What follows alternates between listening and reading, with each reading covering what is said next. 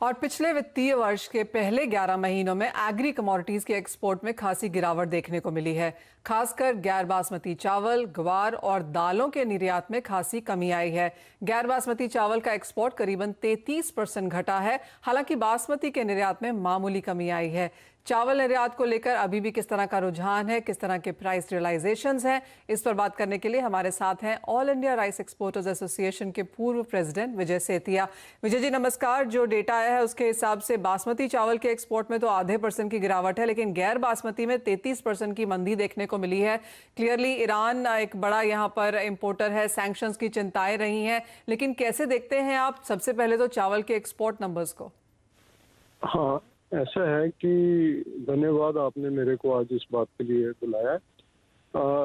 बासमती चावल में तो राइस इंडस्ट्री का ये मानना है कि आने वाले साल में भी अच्छा एक्सपोर्ट होगा जी। उसका कारण हम ये समझते हैं कि ईरान में एक साल करीब 13-14 लाख टन चावल जाता है और उसके अगले साल 7-8 लाख टन।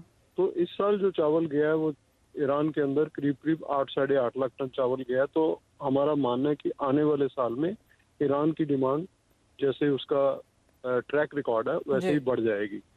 और खास बात देखने की ये है कि ईरान का इतना निर्यात कम होने के बावजूद भी टोटल एक्सपोर्ट के अंदर मामूली सा फर्क आया, आधे % का। जी। और जो आपने एक बात अभी बोली थी कि कीमतें कम रही, तो हमारे क्योंकि किसान जिस तरफ उसको मुनाफा मिलता है उसी फसल को ज्यादा लगा लेता है, तो पिछले साल बासमती का एरिया अंडर कल्टीवेशन 20-25% बढ़ गया था और उससे किसान को उसका वो रेट नहीं मिले जो उससे पिछले सालों में मिलते रहे। ओके। जी। आगे जाके प्राइसेस में फिर आपको अब कैसा लगता है, क्योंकि हमने देखा था एशियन मार्केट्स में अगर चावल के भाव देखे जाएं तो वो 11 साल के हाईज पे थे। सिर्फ भारत ने ही नहीं, बाकी काफी सारी दूसरी कंट्रीज ने भी लॉकडाउन से पहले या लॉकडाउन के चलते चावल को यहाँ पर काफी खरीदा है और वो क्लियरली हमने बासमती के नंबर्स में भी बनता हुआ देखा है। तो आगे जाके आप कहेंगे कि लोगों के पास इनफ चावल है, शायद उतनी मांग अब निकल के नहीं आए जैसे जैसे लॉकडाउन ईज हो रहा है, क्योंकि ये एक कमोडिटी है जहां पर लोगों ने जम के खरीदारी करी। ऐसा है कि इंडिया का आपने एक नॉन बासमती का जिक्र किया था 33% जी फॉल का, तो वो हमारा MSP सिस्टम की वजह से इंडियन नॉन बासमती अनवायबल बन रहा था। ठीक है। दूसरा मेरा मानना है कि हमने अपने नॉन बासमती चावल का कभी भी सही मार्केटिंग प्रोफाइल बनाया ही नहीं। हमने इसे कमोडिटी बना के बेच दिया। इंडिया का जितना चावल है, चाहे वो बासमती चावल है चाहे गैर बासमती चावल है, ये टाइप 3 चावल है जो लॉन्ग ग्रेन राइस है, फ्लफी राइस है, जो बॉडी के अंदर स्लोली शुगर में कन्वर्ट होता है। मीन्स कि Indian rice is healthy as compare to our competitors from China, Thailand, Cambodia, whatsoever we name. उनका जितना चावल है स्टिकी चावल है जी। तो इस पॉइंट को अगर हम ध्यान में रखें तो इंडियन राइस को बेटर प्राइस मिलेगा। 33% फॉल का रीजन बना कि हमारे 2 मेन कस्टमर बांग्लादेश और श्रीलंका में अच्छी फसल हुई और वहां चावल ना जाने से एक तो वहां से फॉल आया। दूसरा, चाइना ने कुछ चावल अफ्रीकन कंट्रीज में दिया। चाइना पिछले 5-6 साल से अपने यहाँ बफर स्टॉक बना रहा था और उसके पास दुनिया का सबसे बड़ा राइस का बफर स्टॉक है, लेकिन वो क्वालिटी, गुणवत्ता खत्म किया हुआ चावल पौने दामों पे उसने बेचा उन बाजारों में जहाँ पे उसका दबदबा बना हुआ है। तो मेरा मानना है कि क्वालिटी की वजह से ये वापस इंडिया जंप लेगा।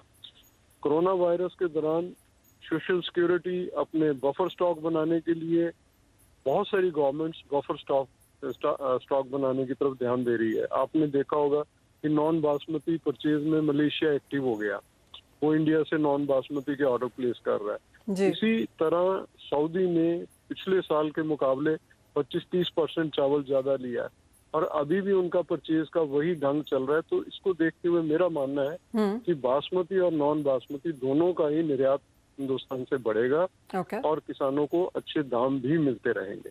चलिए, नंबर्स चाहे इस वक्त थोड़े से बहुत बेहतर ना आए हों, लेकिन आगे जाके यहाँ पर उत्साह जरूर देखने को मिल सकता है। विजय जी बहुत शुक्रिया हमारे साथ जुड़ने के लिए और उस खबर पर अपनी राय देने के लिए।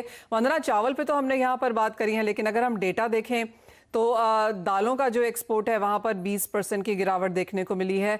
ग्राउंडनट के एक्सपोर्ट नंबर्स देखें तो वहां पर 40% का उछाल है। तो यही एक्चुअली एक कमोडिटी है जहां पर हमने एक्सपोर्ट के नंबर्स बेहतर आते हुए देखे हैं।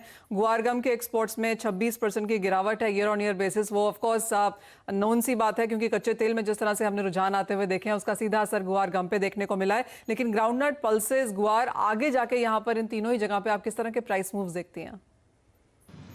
मनीषा, मुझे लग रहा है कि यहाँ पे जो बफर स्टॉक्स है वो क्रिएट किया जा रहा है। अगर आप राइस की भी बात करें तो बासमती की खरीदारी बहुत अच्छी रही है और रीजन ये रहा है कि एक तो हमारा करेंसी जो है वो डेप्रिशिएट हुआ है, तो एक वैल्यू बाइंग थी। दूसरी चीज ये है कि ये जो कोविड-19 है एक्सटेंड होने की कंडीशन में है, तो सब लोग यहाँ पे बफर जो है वो बना रहे हैं। इसका फायदा यहाँ पे मुझे पल्सेस में देखते हुए लग रहा है कि आगे जैसे लॉकडाउन ईज हो रहा है तो यहाँ पे पल्सेस में मुझे लग रहा है कि एक्सपोर्ट्स जो है वो यहाँ पे थोड़े से यहाँ पे बढ़ सकते हैं। दूसरी चीज एसेंशियल कमोडिटीज हैं तो काफी ग्रिप होता है गवर्नमेंट का भी यहाँ पे कि किस तरीके से जो स्टॉक्स है उसको बना के रखना है इंडिया के लिए भी, तो एक जो ग्रिप है वो रहेगा। लेकिन मुझे लग रहा है कि आने वाले टाइम में यहाँ पे क्योंकि ईज हो रहा है, लॉकडाउन ईज हो रहा है, रेस्टोरेंट्स खुल रहे हैं, मॉल्स खुल रहे हैं, तो उनका इम्पैक्ट आएगा। साथ में यहाँ पे एक्सपोर्ट्स जो है वो भी यहाँ पे बढ़ेगा।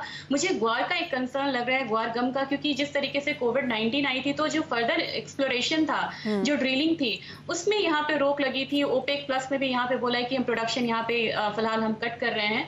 तो ग्वारगम में मुझे लग रहा है कि जब तक अक्टूबर नहीं आता है या फिर जो विंटर सीजन नहीं आता है तब तक हम यहाँ पे कोई बहुत बड़ा मूव ग्वार काउंटर में आते हुए नहीं देख पाएंगे। पल्सेस, मुझे लग रहा है कि पल्सेस एक अच्छा काउंटर रहेगा। साथ में मुझे लग रहा है कि ऑयल सीड्स में भी, क्योंकि आप देखिए कॉटन ऑयल सीड्स हैं, जो मील एक्सपोर्ट्स जैसे यहाँ पे इंप्रूव होने शुरू होंगे पोल्ट्री के ओपन होने से, तो उसका जो इम्पैक्ट है हम ऑयल सीड्स पे भी यहाँ पे आते हुए देखेंगे, जो कि हम लोगों ने अभी फिलहाल थोड़ा सा कम देखा है सोयाबीन वगैरह में। तो मेरे ख्याल से यहाँ पे दो काउंटर यहाँ पे इंप्रूव कर सकता है, एक तो पल्सेस है, दूसरा ऑयल सीड्स है। गम में मुझे लग रहा है कि थोड़ा जो इंतजार है ये थोड़ा लंबा रहेगा और फोर्थ क्वार्टर ऑफ 20 हम इंप्रूवमेंट आते हुए देख सकते हैं। चले, यानी कि रुझान मोरलेस यहाँ से जाके थोड़ा सा बेहतर ही नजर आता है मांग को लेके और भावों को लेकर एग्रीकल्चर कमोडिटीज के लिए। लेकिन इसी के साथ लेंगे एक छोटा सा ब्रेक, आगे देंगे दर्शकों के सवालों के जवाब।